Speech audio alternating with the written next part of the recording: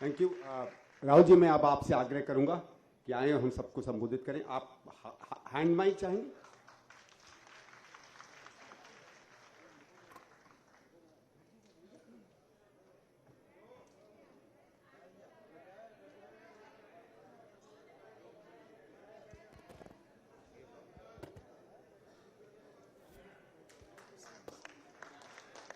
संदीप दीक्षित जी, अभी आ रहा हूं, अभी वहीं जाऊंगा।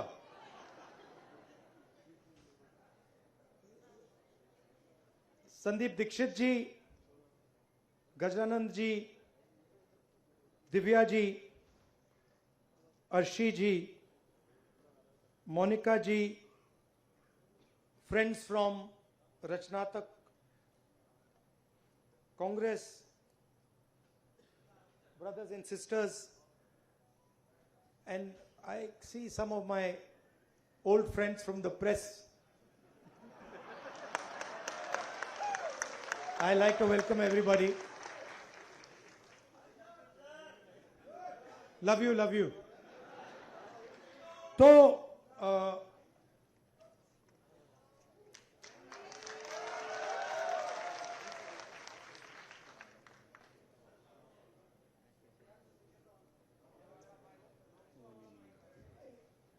I didn't realize the Speaker of Lok Sabha is in this room.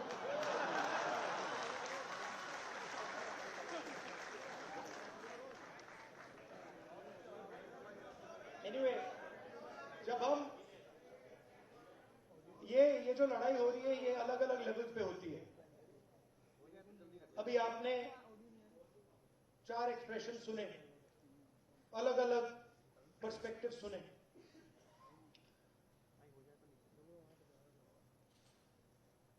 मेरा काम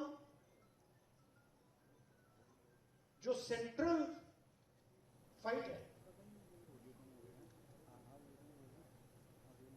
जो जड़ है, वहां पे फाइट करना मेरा काम। ऑडियो नहीं आ रहा। मैं तो मेरे लिए आइडियोलॉजिकली लड़ाई किस बात की है नहीं आ रहा यार, आवाज मार दो, और आइडियोलॉजिकल स्ट्रक्चर क्या है वो समझना बहुत जरूरी है।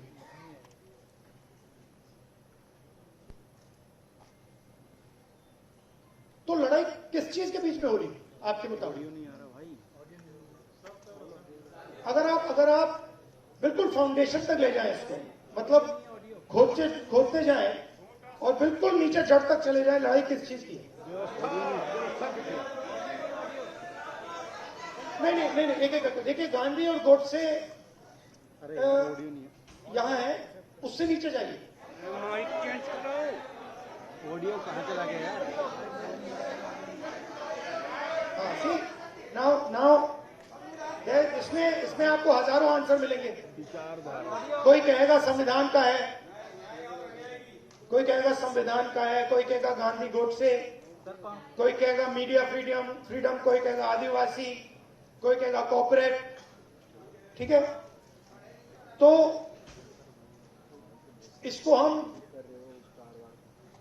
डिस्टिल कैसे करें? क्योंकि जो ऑडियो नहीं आ रहा, अगर हम इसको डिस्टिल नहीं करेंगे तो जैसे अभी आवाज आ रही थी वैसी आवाज आएगी। कोई चिल्लाएगा, उसको कैंसिल दूसरी आवाज कर देगी। एक तो आवाज सुनाई देगी बट आवाज की लॉजिक नहीं दिखेगी। तो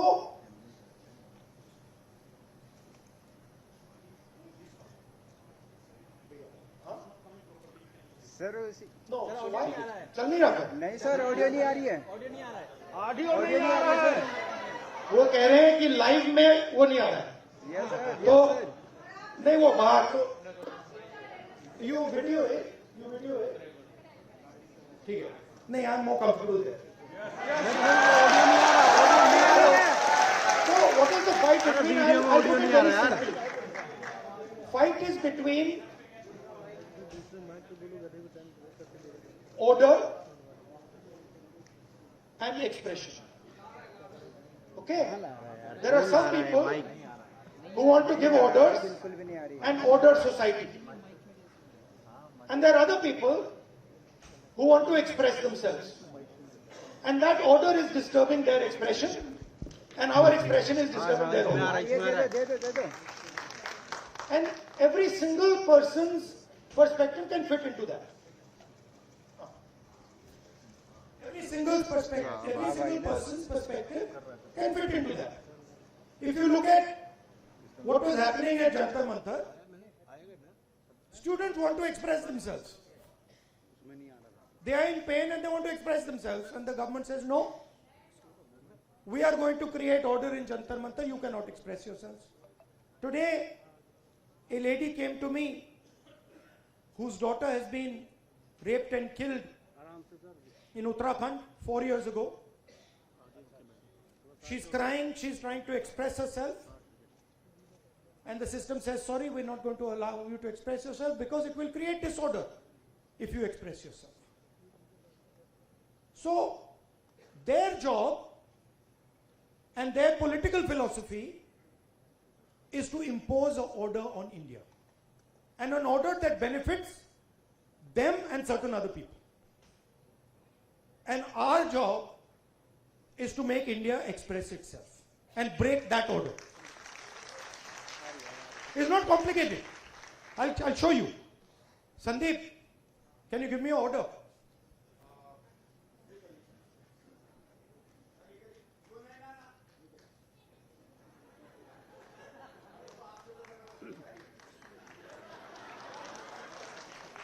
This is RSS. This is रचनात्मक कांग्रेस. एक और ऑर्डर दो भाई, हाथ मिलाने का ऑर्डर दे दो. चलो सिंपल कर देते हैं, फ्रेंडली जेस्चर, हाथ मिलाने का ऑर्डर कर देते हैं. हाथ मिलाने का ऑर्डर दो. Our job is very simple, and we can drive them crazy. इनको हम मतलब पागल कर देंगे. मैं आपको बता रहा हूं, नरेंद्र मोदी रात को नहीं सोता है.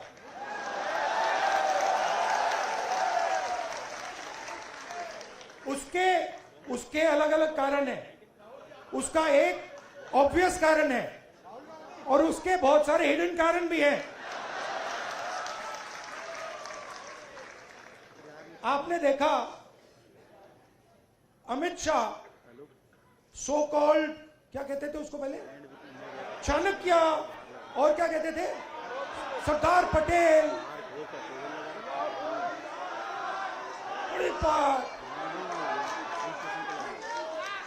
Where has he disappeared? वो भाग गया. वो 20 दिन के लिए पार्लियामेंट हाउस में नहीं घुस पाया. वो why? Because for the first time they are feeling India's expression. और अब इनको बात समझ आ गई है कि अब ये देश अपने आप को एक्सप्रेस करने से नहीं रुकने देगा. ये चल रहा है गया, और आपको अपना छोटा सा मतलब आरएसएस का ऑर्डर क्रिएट करना है, क्रिएट कर दो, उठा के तोड़ के फेंक देगा. उसका एक तरीका है, मोहब्बत की दुकान है. वही बेसिकली वही कह रहा हूं. वो कह रहे हैं, देखिए, आइए संदीप से फिर से आपको डिस्टर्ब करता हूं.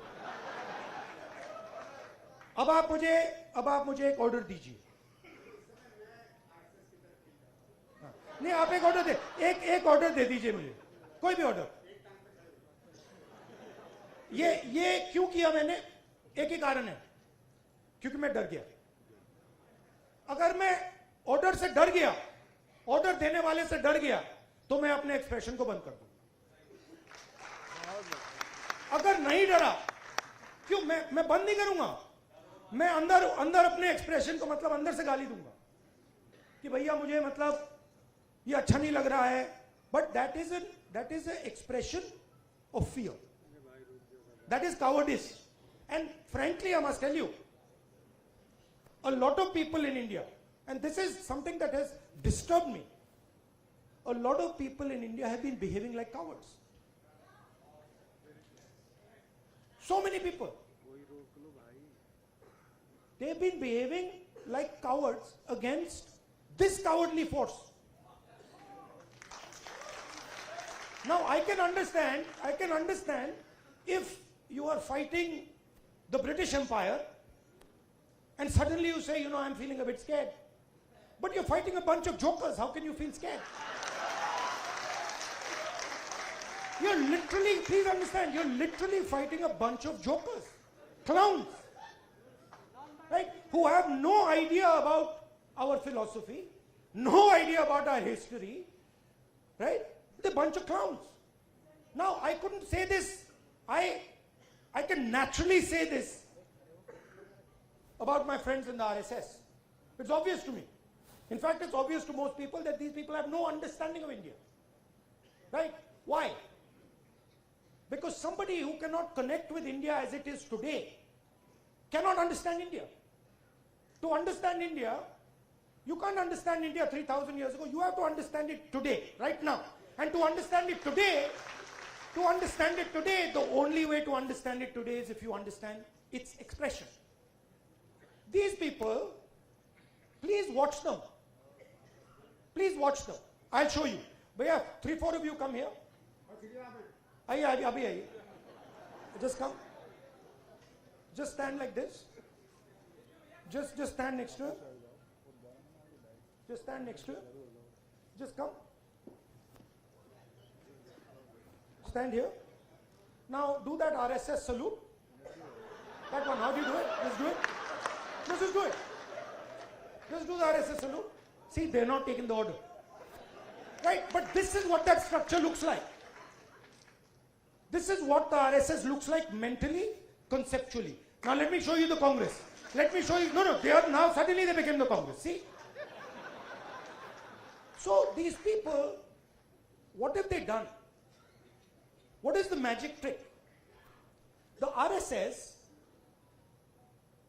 has been utilized, has been captured and been utilized by large capital. Okay? Please understand, large capital, Mr. Ambani, Mr. Adani, these guys have captured the RSS. The RSS ceased to exist long ago. What was the RSS? The RSS was the expression of the small Indian businessman. Goldsmith, jeweler, Banya, that was the RSS. That died. It's gone. Today the RSS is an instrument of Mr. Adani. That's all it is. And they stand there with their lathis and all making a fool of themselves. Hindi में बोलूं? मेरा कहना है RSS क्या था? RSS जो छोटा businessman था, मैंने स्टडी की बात, जो छोटे छोटे बिजनेस वाले थे, मिठाई की दुकान चलाते थे, सोनार थे, लोहार थे, इनकी फोर्स थी. उनको तो उन्होंने धोखा दे दिया, मार दिया. वो तो सब मर गए. आरएसएस ने डीमोनेटाइजेशन कर दिया, जीएसटी कर दी और अपने ही लोगों को धोखा दे दिया, खत्म कर दिया. उसके बाद क्या हुआ? शुरुआत कैसे हुई? शुरुआत वाजपेयी जी के टाइम में प्रमोद महाजन ने की. कैपिटल इंजेक्शन को आरएसएस के अंदर उसने डाला, पहला फर्स्ट स्टेप. और second step Narendra Modi. Final corporatisation of RSS और Narendra Modi. It's obvious. RSS as original force is dead. We are not fighting. They're finished. They're gone. Now, RSS is an instrument of large capital. They are servants of Mr. Adani, just like Mr. Modi is servant of Mr. Adani. Now, what is our problem? Our problem, which has now to a great extent been resolved, that my friends in the media have been captured by them. It's a big problem. Because they will come and tell me, sir, we don't like what is happening. But we have to, they tell me, I'm telling you, we have to feed our children. हमें भी नौकरी करनी है. मेरे मतलब वो prime minister house के सामने पुलिस वाला है, मेरे कान में विस्पर कर रहे हैं, भैया इनको हटाइए, आप यहां से इनको हटाइए. वो मुझे हटा रहा है और मेरे कान में कह रहा है भैया इनको हटाओ. मैंने कहा ये क्या बात कर रहे हो? नहीं, हमारी नौकरी है, हमें काम करना है. अंडरस्टैंड. इनका भी एक्सप्रेशन मैं समझता हूं कि आपको अपने बच्चों की स्कूलिंग करानी है, फ्यूचर बनाना है. But there is also something known as national spirit. What is national spirit? National spirit is we are not going to allow a bunch of clowns to create order over us. Have you ever seen the Prime Minister have a conversation like this? Have you ever wondered? आपने कभी सोचा है कि प्रधानमंत्री press conference क्यों नहीं करते हैं? ये मेरे लिए नहीं सुनिए, ये मेरे लिए पहले बड़ी सरप्राइजिंग चीज थी. मैं सोचता था कि इसके पीछे कोई मार्केटिंग की स्ट्रेटेजी है, कुछ है. फिर मैं भैया उनके साथ कमरे में बैठ गया 5 मिनट और बात समझ आ गई, भाई ये तो जा ही नहीं सकता मीडिया के सामने. ये तो वहीं का वहीं 5 मिनट में खत्म हो जाएगा. रियलिटी, मैं आपको रियलिटी बता रहा हूं. तो रचनात्मक कांग्रेस का मतलब क्या है? आपको एक्सप्रेस करना है. आपने एलजीबीटी की बात की, आपने आदिवासियों की बात की. एक्सप्रेशन को दबाना नहीं है, कोई भी हो. और मैं आपको बात को और भी आगे ले जाता हूं. जिस दिन आरएसएस के एक्सप्रेशन को देश से खत्म करने की बात शुरू हुई, उस दिन मैं उनकी रक्षा करूंगा, क्योंकि उनका भी एक्सप्रेशन है. हमारा ये नहीं है. हम कह रहे हैं कि भैया सब लोगों का एक्सप्रेशन होना चाहिए. जो आपके दिल में, आप खुल के बोलो, डरने की कोई जरूरत नहीं है. आप किसी और को नहीं दबा सकते. आप ये नहीं कह सकते कि भैया देखो आप सिख हो तो आप गुरु नानक की बात नहीं कर सकते, आप मुसलमान हो तो आप अल्लाह की बात नहीं कर सकते, आप जैन हो तो आप महावीर जी की बात नहीं कर सकते, आप हिंदू हो तो आप शिव की बात नहीं कर सकते. नहीं, जिसको जो बात करनी है, जिसके भी दिल में है, उसको बोलना चाहिए. उसके बाद देखेंगे. बात अच्छी नहीं लगी तो फिर कहेंगे उससे कि भैया देखो ये आपने जो बोला है ना, ये इसने मूड खराब कर दिया, इसको आप दूसरे तरीके से, पहले बोलेंगे इसको आप दूसरे तरीके से बोलिए, प्यार से बोलिए. तो जब देश में एक्सप्रेशन बाहर निकलेगा तो देश की ऊर्जा, देश की जो स्ट्रेंथ है वो पूरी दुनिया को दिखाई देगी. ये क्या कर रहे हैं? ये देश पर एक्सप्रेशन को मार रहे हैं. और आप बिलीव नहीं कर सकते इनके साथ हुआ क्या. मतलब आप इमेजिन नहीं कर सकते हुआ क्या इनके साथ. ये गए, आई एक्सप्लेन. ये गए संदीप आना जरा. ये इनका पता नहीं कहां से इनके दिमाग में घुस गया. अब अजीब चीजें घुस जाती है, बट इनके माइंड में घुस गया कि फॉरेन पॉलिसी इज दिस.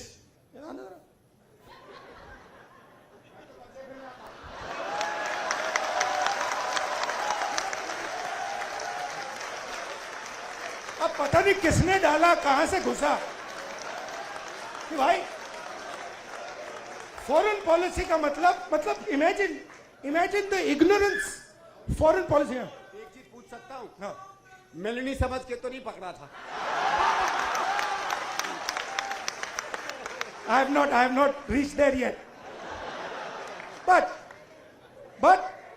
पता नहीं कहां से घुस गया कि फॉरेन पॉलिसी का मतलब नेताओं से गले लगना।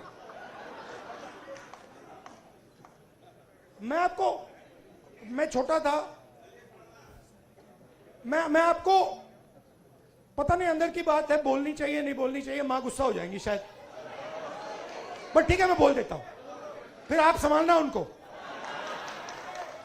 तो मैं छोटा था, हम अमेरिका गए, एक्सप्रेशन की बात हो रही है तो कह देता हूं, हम अमेरिका गए। मैं आपको ये बात इसलिए बता रहा हूं कि लीडर क्या होता है, मैं ये समझाने की कोशिश कर रहा हूं। तो हम अमेरिका गए, मैं 12 साल का था, प्रियंका, मैं, मेरी मां, दादी प्राइम मिनिस्टर थी। गले मिलने की बात हो रही है ना। तो स्टेट डिनर था, ऑफिशियल डिनर था। तो दादी और मां ऑफिशियल डिनर पे गए, हम बच्चे थे तो हमें मतलब छोड़ दिया घर, हम खेल रहे थे। 2-3 घंटे बाद दादी वापस आई और दादी कहती हैं कि सोनिया, इन अमेरिकनों ने ना मुझे बिल्कुल बेवकूफ समझ रखा है। तो मां कहती है, मां दादी को मम्मी कहती थी, तो मां कहती है मम्मी व्हाई। और मेरी दादी कहती है तुमने नोटिस नहीं किया कि जिस रंग की मेरी साड़ी थी उसी रंग का ड्रेस नैन्सी रेगन पहनी थी। मतलब आप अपने दोस्त के घर नहीं जा रहे हो,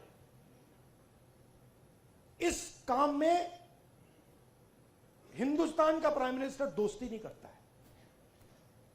उसको दोस्ती से कोई इंटरेस्ट नहीं है, उसको अपने देश की रक्षा करने का काम करता है।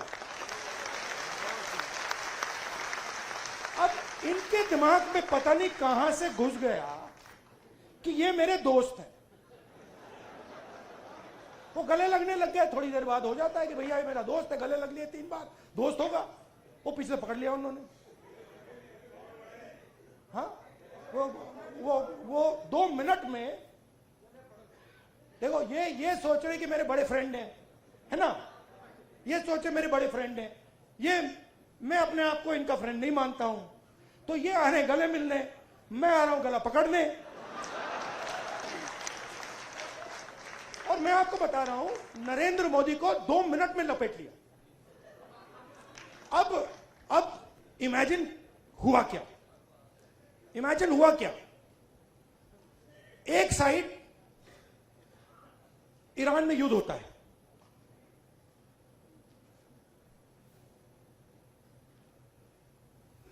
हिंदुस्तान के लिए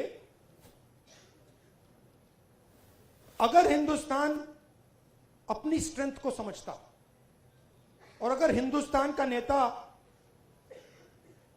इंदिरा गांधी जी जैसा होता तो हिंदुस्तान के लिए दुनिया में सबसे बड़ी अपॉर्चुनिटी आपके सामने आई।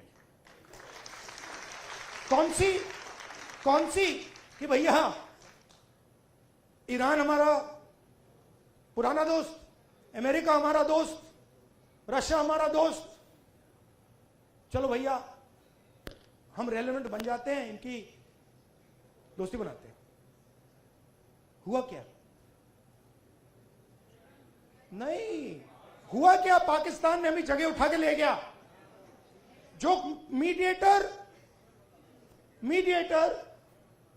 पाकिस्तान बन गया और हिंदुस्तान, मोदी जी देखते रह गए, ये हुआ क्या भाई, ये कैसे हुआ? अब क्या हुआ? अभी ये मीडिया वाले आपको बता नहीं रहे, मुझे मालूम है। आजकल भैया मैं आपको बता रहा हूं, मोदी जी के ऑफिस के अंदर से मुझे इंफॉर्मेशन मिलती है, पूरा रिवोल्ट चल रहा है अंदर। हुआ क्या?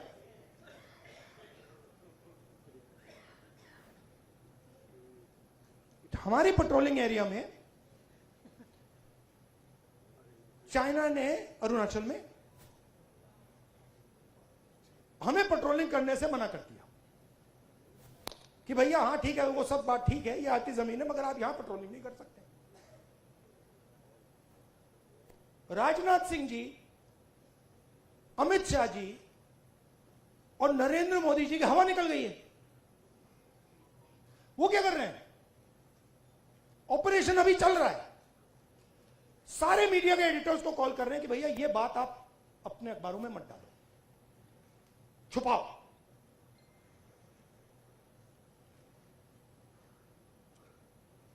सीधा बिना सोचे समझे देश का नुकसान कर रहे हैं। मैंने देखा, नहीं मैंने अपनी आंखों से देखा, गलवान के बाद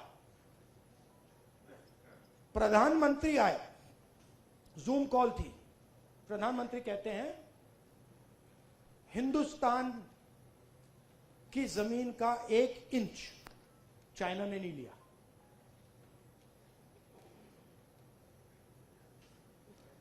उसके बाद आर्मी कहती है कि भैया हिंदुस्तान की जमीन तो ले गए। आप सोचिए, चाइना को मैसेज किया गया, चाइना के नेगोशिएटर्स ने हमारे नेगोशिएटर से कहा कि आप क्या बकवास कर रहे हो, आपके प्रधानमंत्री ने बोला हमारी आपकी जमीन नहीं गई। फैक्ट बोल रहा हूं आपको। आर्मी कह रही है कि भैया हमारी जमीन गई, चाइना का नेगोशिएटर कह, क्या बकवास कर रहे हो, तुम्हारा तो प्रधानमंत्री कह रहा है नहीं गई है, जाके उनसे बात करो। तो इन्होंने इंटरनली देश को खत्म कर दिया है, फॉरेन पॉलिसी उड़ा दी है, और सारा का सारा काम अपना जो पॉलिटिकल स्ट्रक्चर है उसको फाइनेंस करने के लिए, अदानी जी का पैसा लेने के लिए ये उन्होंने किया है। अब ठीक है, पहले क्या था, मूड खराब था, आप लोगों में भी मूड खराब था। मेरे पास लोग आते थे, भैया ये कब होगा, कब खत्म होगा, कब खत्म होगा, इसमें तो 10 साल लग जाएंगे। अब तो नहीं बिलीव करते ना, है ना, अब तो हो गया ना। हाँ। क्योंकि अब कांग्रेस पार्टी, ऑपोजिशन, सबका एक्सप्रेशन चालू है, अब नहीं रुकने वाला वो क्या। हाँ, thank you, tata, goodbye. और मैं आपको बता रहा हूं, आप लिख लो, जिस दिन तक नरेंद्र मोदी अपना इस्तीफा नहीं देंगे, अमित शाह नहीं हटेगा, उस दिन तक नरेंद्र मोदी और अमित शाह नहीं सो पाएंगे। उनको हम जगा के रखेंगे, पूरी रात जगा के रखेंगे, जब तक वो कोलैप्स करके कहें कि भैया ये हमारी बस की नहीं है, माफ करो, छोड़ दो हमें। और बिना नफरत के, बिना हिंसा के, बिना नफरत के हम हमारी देश की संस्कृति, हमारे देश के कल्चर की लड़ाई लड़ रहे हैं। हमारा देश नफरत का नहीं है, मोहब्बत का है, प्यार का है, भाईचारे का है, अहिंसा का है। ये हम प्रूव करके दिखा देंगे सबको। अब आप सबको, जब आपको ऑर्डर मिले ऊपर से, अच्छा लास्ट बात बताता हूं, ये मैं बात समझा कब, ये ऑर्डर वाली। मैं एक दिन लोकसभा में ना, एक तो प्राइम मिनिस्टर का साइड होता है और एक ऑपोजिशन का होता है, तो एक दिन पता नहीं क्यों मैं उस साइड से जा रहा था ऊपर की ओर, तो वो बैठे हुए थे वहां पे। तो जब मैं वहां से निकला, वो मेरी ओर देख रहे थे सारे के सारे बीजेपी वाले। मैं थोड़ा उनके जानबूझ के थोड़ा ऐसे पास जा रहा था, और मैं वो घूर घूर के देख रहे थे, मैं भी घूर घूर के वापस देख रहा था। तो एक बीजेपी के सांसद ने पता है क्या बोला, मैं सुन लिया, वो मेरे लिए एक्चुअली था नहीं, मगर मेरे कान में घुस गया वो। क्योंकि ओपोनेंट, मतलब ओपोनेंट गुरु होता है हमारे सिस्टम में, हमारी फिलोसॉफिकल सिस्टम में ओपोनेंट गुरु होता है, वो दुश्मन नहीं होता, वो हमें सिखाता है। और उससे हम नफरत नहीं करते हैं, उससे हम प्यार करते हैं, बट हम उसको समझाना चाहते हैं यार तू गलत रास्ते पे चला गया है, प्यार से। तो उसने क्या कहा, उसने कहा पता है, ये जो है ना, मेरे बारे में बोला, ये जो है ना, अपने कॉलीग से बोला, ये जो है ना प्रॉब्लम पता है क्या है। वो बोलता है क्या है, कहता है ये, फिर उसने थोड़ा गंदा शब्द यूज किया, वो मैं नहीं यूज करूंगा, स से, ये किसी खांचे नहीं, ये किसी भी खांचे में नहीं घुसता है, इसको ये कहीं भी नहीं फिट आता है, ये कहीं भी घुस जाता है, अपना करता रहता है। हां, मैं और हम सब किसी खांचे में नहीं घुसने वाले लोग। हमारे पास हजारों खांचे हैं। देखिए मैं आपको बताता हूं, आप सिख हैं, ठीक है, पहला खांचा। दूसरा खांचा, आप बॉलीवुड स्टार जैसे हैं लुक में, दूसरा खांचा। तीसरा खांचा, आप भाई हैं, राइट। चौथा खांचा, आप स्पोर्ट्समैन हो, राइट। हम सबके पास हजारों खांचे हैं, जो चूज करना कर लो, किसी एक खांचे में नहीं फंसना। Love you all, thank you very much, keep fighting.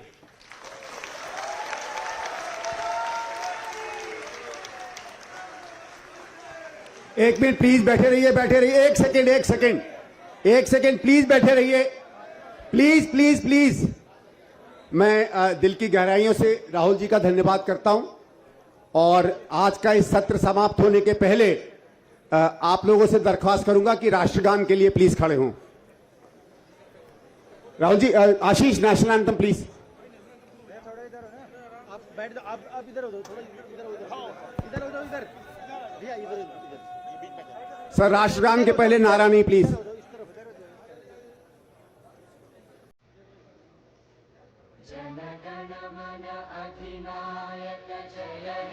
Bharat भाग्य विधाता, पंजाब सिंध गुजरात मराठा द्राविड उत्कल बंगा, विंध्य हिमाचल यमुना गंगा उज्जल जलधि तरंगा, तव शुभ नामे जागे, तव शुभ आशीष मांगे, गाहे तव जय गाथा, जन गण मंगलदायक जय हे भारत भाग्य विधाता, जय हे जय हे जय हे, जय जय जय जय हे। राहुल जी, एक सेकंड राहुल जी, एक आखिरी, राहुल जी बस एक बात मैं आपको बताना चाहता हूं। एक सेकंड भैया, एक सेकंड। साहिर लुधियानवी की एक बहुत मशहूर कविता है जिसमें उन्होंने कहा है, ये सुबह कभी तो आएगी, ये हमारा प्रण है, ये सुबह हम ही तो लाएंगे। Thank you.